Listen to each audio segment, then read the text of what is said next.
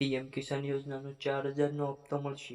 હવે ઘરે બેઠા કામ મોટો નિર્ણય. આ કામ જલ્દી કરો નકર આધાર કાર્ડ બંધ. ગુજરાતમાં પણ મફત વીજળી. રેશન કાર્ડમાં મોટો ફેરફાર. તો ચાલો મિત્રો વિગતે વાત કરી લઈએ, પરંતુ ચેનલ પર નવા આવ્યા હોય તો સબસ્ક્રાઇબ જરૂરથી કરી દેજો, જેથી તમને રોજે રોજની આવી માહિતી મળતી રહે. તો ચાલો જાણી લઈએ આજના મુખ્ય સમાચાર. પીએમ કિસાન યોજનાનો 4,000નો હપ્તો મળશે. તો મિત્રો, પીએમ કિસાન સન્માન નિધિ યોજના હેઠળ દેશના કરોડો ખેડૂતો માટે 5 ફેબ્રુઆરી 2026ના રોજ એક ખુશીના સમાચાર સામે આવ્યા છે. કેન્દ્ર સરકાર દ્વારા આગામી હપ્તાની રકમને લઈને લેટેસ્ટ અપડેટ જાહેર કરવામાં આવ્યું છે. આ વખતે કેટલાક ખાસ પાત્રતા ધરાવતા ખેડૂતોને ખાતામાં 2,000 ને બદલે 4,000 રૂપિયા આપવામાં આવશે.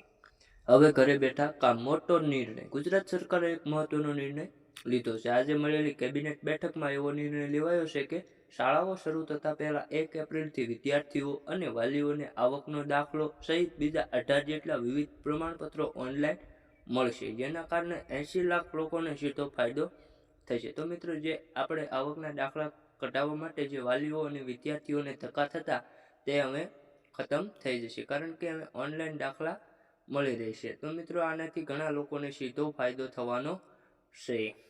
આ કામ કરો જલ્દી નકર આધાર કાર્ડ બંધ. તો મિત્રો, સરકારે અગાઉ અનેકવાર સૂચનાઓ આપી હતી કે જે લોકોના આધાર કાર્ડ 10 વર્ષ કરતાં જૂના છે અને ક્યારેય અપડેટ થયા નથી, તેમણે તેમના ઓળખના પુરાવા અને સરનામાના પુરાવા ફરીથી અપડેટ કરાવવા પડશે. જે લોકોએ વારંવાર સૂચના કર્યા છતાં પણ અપડેટ નથી કર્યા, તેમના આધાર કાર્ડને પણ કામચલાઉ ધોરણે નિષ્ક્રિય કરવામાં આવ્યા છે.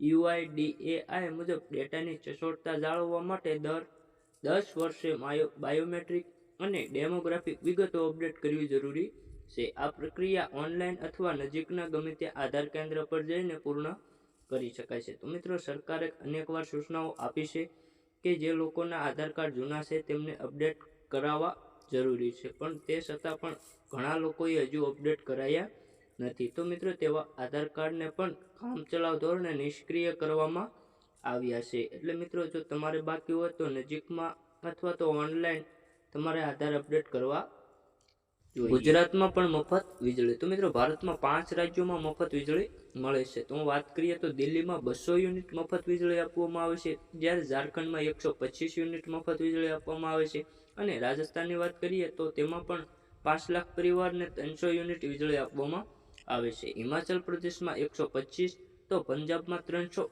યુનિટ મફત વીજળી આપવામાં આવે છે. તો મિત્રો, ચૂંટણી નજીક આવતા ગુજરાતમાં પણ મફત વીજળી મળવી જોઈએ કે નહીં, કોમેન્ટ બોક્સની અંદર જરૂરથી જણાવી દેજો.